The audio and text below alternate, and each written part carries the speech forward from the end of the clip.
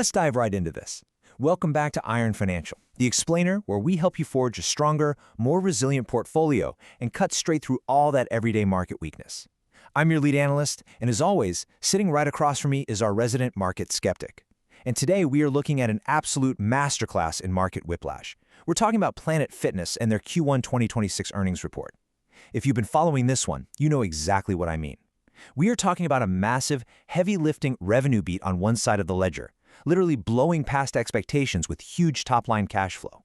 But then, on the exact same earnings call, a totally slashed forward guidance for the rest of 2026 on the other side. Talk about giving investors whiplash.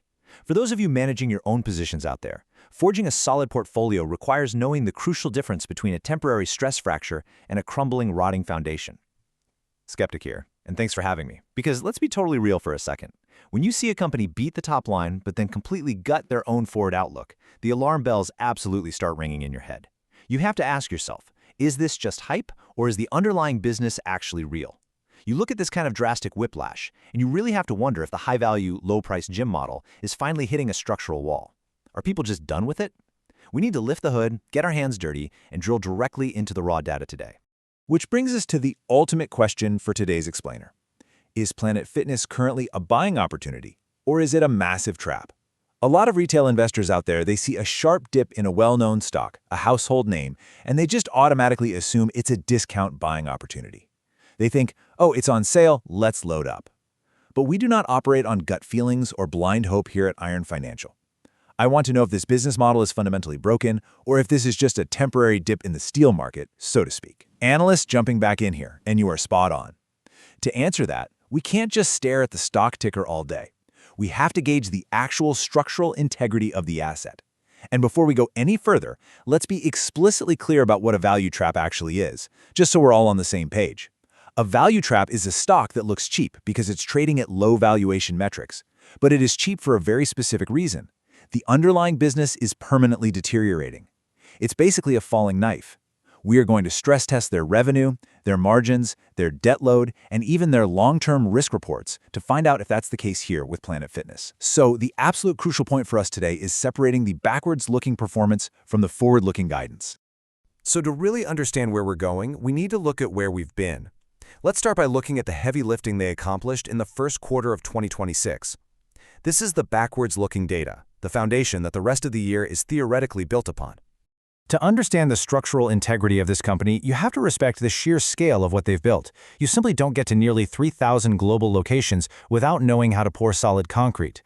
And the Q1 numbers show a company that is still actively expanding its footprint. They actually ended the quarter with 2,909 clubs, successfully opening 15 new franchisee-owned clubs just in Q1 alone. Now, what's really genuinely interesting about this raw top-line power is the sheer velocity of the growth. Total revenue jumped a staggering 21.9% year over year. That is massive. They hit $337.2 million for the quarter. We also saw system-wide same-club sales increase by 3.5%. Listen, when you have top-line revenue growing north of 20%, you are looking at a highly durable growth engine. That is just a fact. Hold on, analyst skeptic here, and I'm going to interrupt you right there. The sheer footprint is massive. I will absolutely grant you that. But a massive footprint doesn't always equal financial strength. Sometimes it just means you're bloated. And a 21.9% revenue jump sounds incredible on a press release, but top-line revenue is honestly just vanity if it doesn't translate down to the bottom line. Inflation is still a major factor in this economy, and rising operating costs, rising labor costs, those can easily mask a drop in actual customer volume. Are they just basically buying revenue at this point? Or is this actually translating to hard, tangible profit? How does that top-line strength actually compare to their core profitability metrics? Because I want to drill into the adjusted EBITDA. I want to see the actual scale of the operation quarter over quarter without the fluff. That's exactly what we need to stress test next. We've pulled the raw data to compare Q4 of 2025 straight against the fresh Q1 2026 numbers. Let's look at the sequence. Okay, skeptic here again. Comparing the sequential data, I see some immediate red flags. Revenue actually dropped from $376.3 million in Q4 down to $337.2 million in Q1. Net income took a hit too, dipping from $60.7 million to $51.8 million. And right there at the bottom, adjusted EBITDA slipped from $146.3 million down to $139.9 million. So despite all that top-line velocity you were just praising, they are actively bleeding profit quarter over quarter. How on earth do you defend a contracting bottom line? Analysts back here. Because skeptic, you are looking at the cyclical dips without understanding the massive operational foundation underneath it. For those of you managing investments in consumer-facing sectors, you always have to factor in business seasonality. Q1 is famously the New Year's resolution quarter for gyms. You get a massive, immediate influx of signups, right?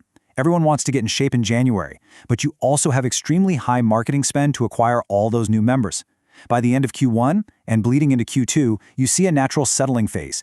You simply cannot compare Q1 directly to Q4 without that vital context. Remember, Q1 still saw adjusted EBITDA increase by $22.9 million compared to the exact same period the prior year.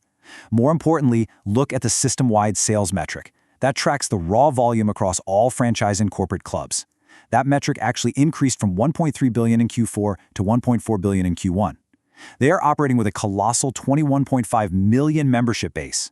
Let that sink in. When you have 21.5 million people paying monthly dues on an auto draft, slight quarter-over-quarter seasonal settling is perfectly normal. The foundation itself is incredibly solid. All right, skeptic here. I'll concede that the Q1 foundation looks solid enough on paper. But as any good builder knows, past performance doesn't forge future returns. Let's pivot to the future, because this is where the market absolutely panicked, and for good reason. You don't get a massive, violent stock sell-off without some serious cracks in the foundation, and that is exactly what Planet Fitness delivered with their updated 2026 outlook. They essentially completely pulled the rug out from under their own investors. Analyst here. It was a harsh reset, there is absolutely no doubt about that. Management effectively took a sledgehammer to their own forward-looking expectations. Just look at the bleeding expectations laid bare right here. The old 2026 outlook had system-wide same-club sales growing in a very healthy 4 to 5% range. The new outlook? Smashed all the way down to approximately 1%. Revenue growth was expected to be around 9%, now it's been downgraded to roughly 7%. In construction terms, this is a massive groaning stress on their primary growth pillar. Skeptic jumping back in. A drop from 5% down to 1% in same-club sales isn't just a minor rounding error, okay? That's the structural rebar showing through the crumbling concrete. It means the existing clubs are barely growing their membership bases at all. And here's why this is absolutely critical for anyone holding franchise stocks. If the existing clubs stall out and fail to drive more foot traffic and revenue, the entire franchise model starts to look a lot less attractive to developers. Why would a franchisee risk massive capital, millions of dollars, to break ground on a brand new location if the existing ones are completely stagnant? That directly jeopardizes the 180 to 190 new locations they originally projected to open for the year. The whole growth story falls apart. And it gets significantly worse when you examine the profitability expectations. They originally guided for a 10% growth in adjusted EBITDA. Now, looking at these revised metrics, they've hacked that growth projection down to just 6%. Adjusted net income was supposed to grow 4 to 5%, now it's actually expected to decrease by 2%. Let me ask you, analyst, does this drop in profitability expectations signal a broader collapse of the underlying franchise model? Are we watching this thing fall apart in real time? Analysts here, let's take a breath and not get entirely derailed by the negative market sentiment. Yes, a 6% growth in adjusted EBITDA is a serious haircut from the 10% hype they sold the market just a few months earlier. But let's be totally objective here. A 6% growth on a baseline of over $550 million in EBITDA still leaves this company highly profitable. Having $550 million in EBITDA acts as a massive financial shock absorber. It provides them with the absolute brute financial strength required to seamlessly service their debt and aggressively reinvest in corporate-owned clubs. And they're doing this even in a high-interest rate environment where weaker, highly leveraged competitors are literally being suffocated. They're still churning out massive amounts of cash, just not at the previously hyperinflated levels everybody got used to. But skeptic, you're absolutely right to ask why this downgrade is happening in the first place. So let's let the CEO explain it directly. Skeptic here. Yes, I demand clarity on exactly why this foundation is cracking. What exactly went so wrong in the first 3 months of the year to warrant such a massive structural downgrade? Analyst here. The explanation comes directly from the top. CEO Colleen Keating explicitly stated that 2026 is off to a slower than expected start from a net member growth perspective. They faced some serious internal and external headwinds right during their peak sign-up period in the first quarter. And because of this subscription model's heavy seasonality, a miss in Q1 has an outsized compounding impact on the revenue for the rest of the entire year. If you miss January, you feel it in October. Skeptic back in. And the second half of that quote is the real kicker for me. They are pausing the planned National Black Card price increase. The Black Card is their premium tier. It is their absolute margin engine. Analyst here, and you've hit the nail on the head. Exactly. For viewers analyzing any subscription-based models, understanding the premium tier is vital. The Black Card commands a higher monthly fee, offering privileges like guest passes, massage chairs, and premium equipment use. Because the fixed costs of running the physical gym are already covered by the $10 base memberships, practically every extra dollar from a premium upgrade flows almost entirely straight to the bottom line. By delaying that price hike, management is effectively capping their own revenue ceiling for the near future. They are making a conscious decision to trade near-term profitability to try and stop the bleeding on net member growth. It's a defensive move. Which brings us to our next crucial test. Let's look at the balance sheet's structural integrity. When a company is deliberately trading future profitability to fix current growth issues, it means they are actively entering a period of market weakness. And to survive market weakness without collapsing, a company needs a rock-solid financial foundation. It is time to stress test Planet Fitness's capital structure. The source data reveals exactly what we love to see at Iron Financial. Management has been proactively managing their debt down. Their leverage, which is calculated as total debt to adjusted EBITDA, has dropped sequentially from 4.7x back in Q3 of 23 all the way down to 4.3x in Q1 of 2026. Furthermore, they just used $50 million in cash on hand to repurchase and permanently retire over 613,000 shares on the open market. Skeptic here. Okay, stepping in to buy back $50 million of your own stock is a strong signal, I'll grant you that. It shows management fundamentally believes the asset is undervalued by the market. Analyst back here. Right, and for our listeners, it's important to understand the actual mechanics of why this matters. When a company repurchases its own shares and retires them, it reduces the total number of outstanding shares in the market. That effectively shrinks the float, meaning the company's future earnings are now divided among fewer shares. It artificially but effectively boosts earnings per share, or EPS, which provides very strong foundational support to the stock price. Skeptic again. That's all great in theory, analyst. But let's be totally realistic for a second. A 4.3x leverage ratio is still carrying a significant amount of weight on the balance sheet. Are a few strategic buybacks really enough to actually support the stock when the core growth metrics are stalling out? Because we really have to face the raw numbers here. They are carrying a massive $2.45 billion long-term debt load. That is a heavy, heavy anvil to carry around your neck. And let's acknowledge the current macroeconomic environment. We are sitting in a period of sustained high interest rates. Is this debt fixed or is it floating? Even if they have favorable terms right now, rolling over that kind of massive leverage when capital is incredibly expensive is a huge risk, especially when you consider they are expecting roughly $111 million in net interest expense for 2026 alone. If membership growth stalls, how do they service that debt without the foundation completely cracking? Analyst here. You have to look at the other side of the ledger. Skeptic. I will aggressively counter your debt panic by pointing out their exact liquidity pool. Let's break it down. They are sitting on $375.3 million in pure cash, another $81.2 million in restricted cash, and $195.5 million in marketable securities. You add all that up, and that is a massive $652 million in total available liquidity. That provides plenty of steel reinforcement. They have more than enough cash on hand to easily handle that $111 million interest expense without even breaking a sweat, all while continuing to confidently fund their 10 to 15% planned increase in capital expenditures for brand new corporate clubs. The balance sheet is heavily armored against rate shocks. All right, skeptic here. The immediate liquidity is there, I see that. But part of forging a long-term portfolio is identifying the structural blind spots that could quietly erode your margins over the next decade.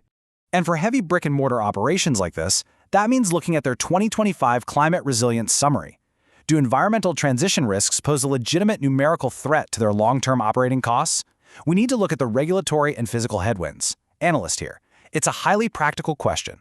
And remember, we don't deal in sentiment or politics here. We deal in strict financial impact and measurable data. Isolating the granular ESG costs from Planet Fitness's own internal stress tests reveals a very clear, sober picture.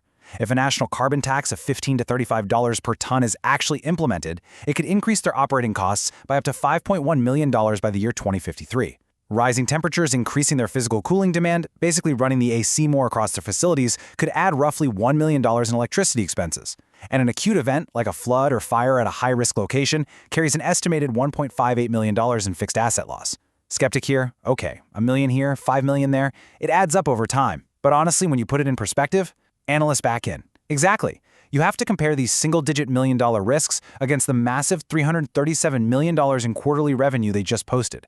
These are minor stress fractures at worst, not structural collapses. The company explicitly notes that their geographically dispersed operations, meaning they are spread out everywhere, and their modest asset values per individual site keep their overall risk exposure incredibly low. From a purely data-driven portfolio management standpoint, the company remains highly resilient to both transition and physical climate risks over the long term. So, let's bring it all together. It is time for the final verdict. Opportunity or trap? Skeptic here. All right, we've lifted the heavy Q1 numbers. We've examined those severe cracks in the forward guidance, and we've stress-tested the balance sheet and the long-term risk blind spots. It's time to deliver the Iron Financial final authoritative verdict. Are we looking at a genuine buying opportunity hidden behind a terrifying guidance cut, or is this a classic value trap waiting to crush retail investors? Analyst here.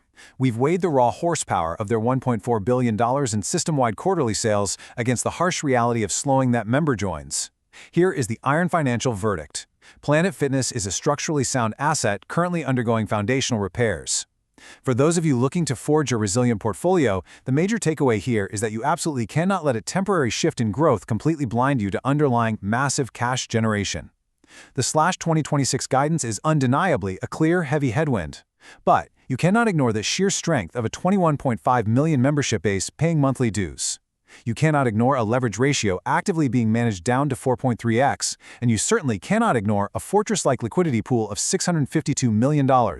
This is not a value trap, folks. It is a solid, durable foundation that is currently taking a strategic, necessary pause to repair its marketing and pricing structures before the next cycle begins. Skeptic here. I actually agree. The high-flying momentum hype, that's gone, but the heavy cash flow remains completely intact. They are resetting expectations to set a realistic, achievable stage for 2027. But moving forward, it all hinges on their operational execution. Which leaves us with one final, provocative question to chew on today. Will the delayed national black card price hike permanently cap their long-term margin ceiling, or is this simply a temporary scaffolding they've erected to stabilize the base before the next major leg up in profitability? That is the absolute most critical question every single investor needs to answer before taking a position in this asset. Analyst here. Brilliantly stated. The long-term pricing power of this business model is the ultimate test of its yield strength. That's all for today's deep dive. Stay focused, keep analyzing the raw data, and we'll see you on the next Iron Financial Explainer. Quick disclaimer, everything I share is for entertainment and informational purposes only. I'm not a financial advisor, so please do your own research or talk to a professional before making any moves with your money.